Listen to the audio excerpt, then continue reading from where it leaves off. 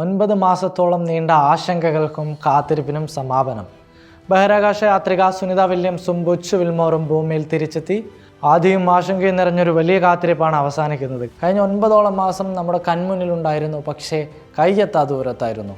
ബഹിരാകാശത്തിൻ്റെ അതിരുകളിൽ നിന്ന് മടങ്ങിയെത്താൻ പേടകവും പാരച്യൂട്ടുകളും ഒരുക്കി ലോകം ഒരുമിച്ച് നിന്നപ്പോൾ ആ യാത്ര പൂർത്തിയായി. കടലിൽ പതിച്ച പേടകത്തിൽ നിന്ന് സുനിത സുരക്ഷിതമായി കരയിലെത്തി. കൂടുതൽ വിവരങ്ങളുമായി സയൻസ് ഡെസ്കിൽ നിന്നും കെ ജംഷാദ് ചേരുന്നു. ജംഷാദ്, എന്തൊക്കെയാണ് നിലവിലെ സാഹചര്യങ്ങൾ? 9 മാസത്തോളം ബഹിരാകാശത്ത് കഴിഞ്ഞ സുനിത വില്യംസും ബച്ച് വിൽമോറും അടങ്ങുന്ന 4 അംഗ സംഘം ഭൂമിയിൽ സുരക്ഷിതമായി സ്പ്ലാഷ് ഡൗൺ ചെയ്തിരിക്കുന്നു. പ്രതീക്ഷിച്ചതുപോലെ ഇന്ത്യൻ സമയം ഇന്ന് പുലർച്ചെ 3:27 ഫ്ലോറിഡ തീരത്തുള്ള അറ്റ്ലാന്റിക് മഹാസമുദ്രത്തിൽ ഇവരെ വഹിച്ചുള്ള സ്പേസ് എക്സിൻ്റെ ഡ്രാഗൺ ക്രൂ വാഹനം കടലിലേക്ക് പതിച്ചത്. അതിൽ നിന്ന് വിജയകരമായി 4 പേരെയും പുറത്തെടുത്തിരിക്കുന്നു. ജംഷാദ്, ഭൂമിയിലേക്കുള്ള ലാൻഡിങ് എത്രത്തോളം സക്സസ് ആയിരുന്നു? മറ്റ് ഏതെങ്കിലും തരത്തിലുള്ള പ്രതിസന്ധികൾ ഈ സമയത്തിനിടയിൽ നേരിട്ടിട്ടുണ്ടായിരുന്നോ?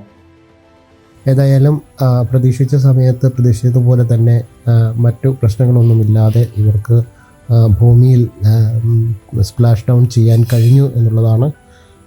ഇതൊരു സങ്കീർണമായ വെല്ലുവിളിയല്ല. കാരണം ശാസ്ത്രലോകത്തെ സംബന്ധിച്ചിടത്തോളം ഇതൊരു സാധാരണ പ്രോസസ്സ് മാത്രമാണ്. നമ്മളിപ്പോൾ വാർത്തയിൽ ഇത് കാണുന്നത് കൊണ്ട് ഒരു പുതിയ സംഭവം പോലെ പലർക്കും തോന്നുന്നുണ്ടെങ്കിലും അൺഡോക്കിങ് ചെയ്യുന്നതും തുടർന്ന് 17 മണിക്കൂറുകളോളം സഞ്ചരിച്ച് ഭൂമിയെ വലം വെച്ച് പലതവണയായി വലം വെച്ച് ഈ ഡ്രാഗൺ ഭൂമിയുടെ അന്തരീക്ഷത്തിൻ്റെ ഒരു ഘട്ടത്തിലേക്ക് എത്തുന്നു. നമുക്കറിയാം, ഒരു 60 കിലോമീറ്റർ മുകളിലാണ് അന്തരീക്ഷമുള്ളത്. അതിന് മുകളിൽ 100 കിലോമീറ്റർ കഴിഞ്ഞ് കഴിഞ്ഞാൽ ബഹിരാകാശമാണ്.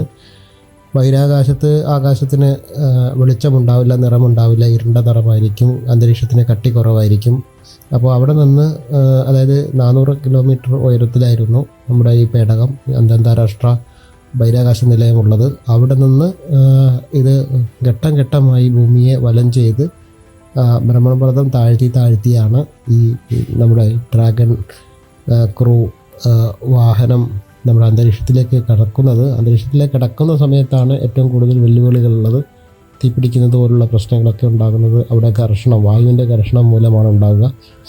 ആ ഒരു ഘട്ടം കഴിഞ്ഞു. ആ ഘട്ടത്തിലാണ് ഇവർക്ക് ഭൂമിയിലേക്കാൾ 6 ഇരട്ടിയോളം ഒരു ഗ്രാവിറ്റി, ഭൂഗുരുത്വാകർഷണം പോലെ അനുഭവപ്പെടുന്ന ഒരവസ്ഥയൊക്കെയുണ്ട്.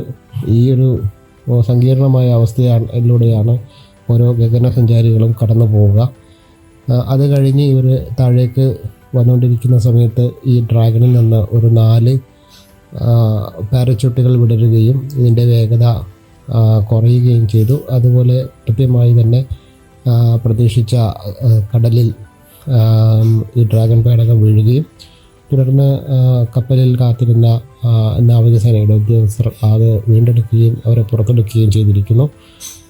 ഇതൊരു സ്ഥിരമായി നടക്കുന്നൊരു കാര്യം തന്നെയാണ്. നാസയെ കുറിച്ച് നോക്കിയാലും അതല്ലെങ്കിൽ പുതിയ കമ്പനിയായ സ്പേസ് എക്സിനെ കുറിച്ച് നോക്കിയാലും ഇതൊരു പ്രത്യേക ഒരു സംഭവമൊന്നുമല്ല, സാധാരണയായിട്ട് നടന്നുകൊണ്ടിരിക്കുന്ന വിഷയമാണ്. ഇതിലൊരു 9 മാസത്തോളം സുനിത വില്യംസും ബച്ച് വിൽമോറും അവിടെ കുടുങ്ങി എന്നുള്ളത് മാത്രമാണ് ഇതിലൊരു പ്രത്യേകതയായിട്ട് കാണാൻ കഴിയുന്നത്.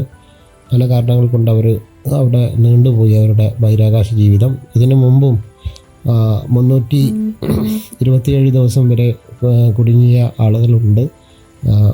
പല കാരണങ്ങൾ കൊണ്ട് കുടുങ്ങിയവരുണ്ട്. അന്താരാഷ്ട്ര ബഹിരാകാശ നിലയം 1998 സ്ഥാപിതമാകുന്നതിന് മുമ്പ് തന്നെ ഉണ്ടായിരുന്ന ഈ പേടകമായിരുന്ന മിർ സ്റ്റേഷനുണ്ട്. റഷ്യയുടെ നിയന്ത്രണത്തിലായിരുന്നു. റഷ്യക്ക് മുമ്പ് സോവിയറ്റ് യൂണിയനാണ് അത് സ്ഥാപിച്ചത്. ആ കാലഘട്ടത്തിൽ തന്നെ 300 ദിവസത്തിൽ കൂടുതൽ, വർഷത്തിൽ കൂടുതൽ ബഹിരാകാശത്ത് കുടുങ്ങിയ സെർജിയെ പോലുള്ള ആളുകളുണ്ട്. അപ്പോൾ അതൊരു ദീർഘകാലം ബഹിരാകാശത്ത് കഴിയുന്ന ആളുകളല്ല ഇവർ 2 പേരും എന്നാണ് അതുകൊണ്ട് സൂചിപ്പിക്കുന്നത്.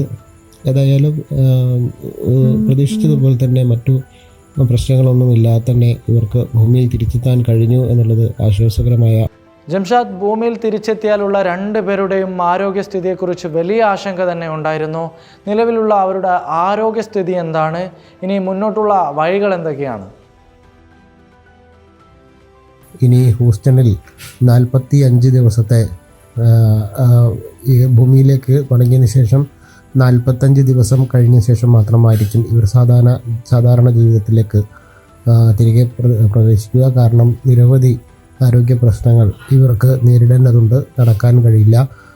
അതുപോലെ ഇവരുടെ ഹൃദയത്തിൻ്റെ അവസ്ഥകൾ, അതുപോലെ കാലിൻ്റെ എല്ലുകളുടെ ബലക്കുറവുണ്ടാകും. അതുപോലെ ഇവർക്ക് പേശികൾക്ക് പ്രശ്നങ്ങളുണ്ടാകും. മാത്രമല്ല അത്തരത്തിൽ നിരവധി ആരോഗ്യ പ്രശ്നങ്ങളാണ് ദീർഘകാലം ബഹിരാകാശത്ത് കഴിഞ്ഞത് മൂലം ഇവർ നേരിടേണ്ടി വരിക. അതുകൊണ്ട് തന്നെ 45 ദിവസത്തെ ഒരു വിശ്രമത്തിന് ശേഷം മാത്രമായിരിക്കും ഇവർ സ്വന്തം വീടുകളിലേക്ക് മടങ്ങി പോവുക. ഇവരുടെ ആരോഗ്യനിലയെല്ലാം പഠിക്കും. പ്രായം കുറവായിരിക്കും. ബഹിരാകാശത്ത് നിൽക്കുന്ന ആളുകൾക്ക് പ്രായം ഭൂമിയിലേക്കാൾ പ്രായം കുറയും. അത്തരത്തിലുള്ള കുറേ കാര്യങ്ങളുണ്ട്. അതൊക്കെ കഴിഞ്ഞതിന് ശേഷം ഇവർക്ക് വീണ്ടും ഇവരുടെ ദൈനംദിന ജീവിതത്തിലേക്ക് പ്രവേശിക്കാൻ കഴിയുമെന്നാണ് വിശ്വസിക്കുന്നത്. Thank you Jamshad, thank you. എന്തു തന്നെയായാലും ആ നീണ്ട കാത്തിരിപ്പ് അവസാനിക്കുകയാണ്. 9 മാസത്തിന് ശേഷം സുനിത വില്യംസും ബുച്ച് വിൽമോറും ഭൂമിയിൽ സുരക്ഷിതമായി തിരിച്ചെത്തി. ന്യൂസ് ഡെസ്ക്, സുപ്രഭാതം.